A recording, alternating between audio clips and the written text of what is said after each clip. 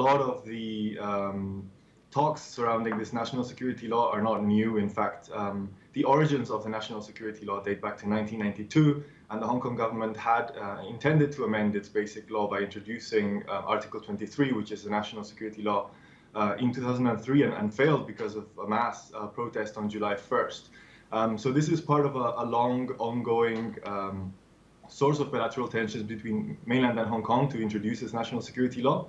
However, in the context of an upcoming election in LegCo, China might have felt a sense of urgency to try to implement the national security law.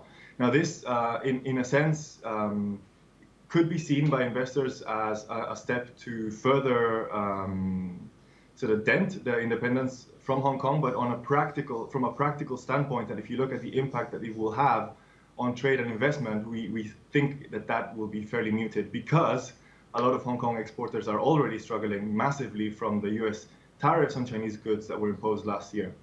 The region is a re-exporting hub, which means that Chinese exports flow via Hong Kong to other parts of the world. Approximately 10% of those flow to the US, but these are subject to tariffs because the port of origination is China. So in that sense, nothing is going to change on the trade front, because the domestic exports are a minute amount compared to all of the Chinese re-exports that flow via the city. And from an investment side, we don't think that the law is the nuclear option that some of the analysts that are a bit more hawkish have been touting so far, because it doesn't really change much overnight.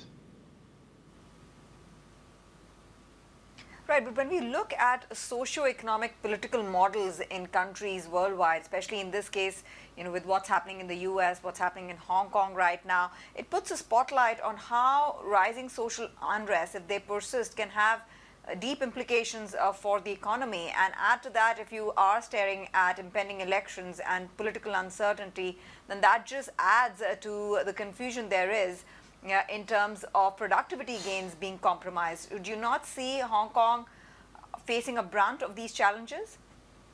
That is absolutely right. So we think that the law is not a direct threat, or is not the nuclear option yet. However, that doesn't mean that it will not have impacts on the economy. In fact, Hong Kong's economy is quite unprecedented, because they're facing a triple whammy of protracted protests of almost 12 months now. They're also suffering from, of course, the impact of the US-China trade war tariffs on the re-exporting sector, and the impact of coronavirus, which is similar to all the other markets in the world. So investors have been contending with negative returns in the territory for well over a year.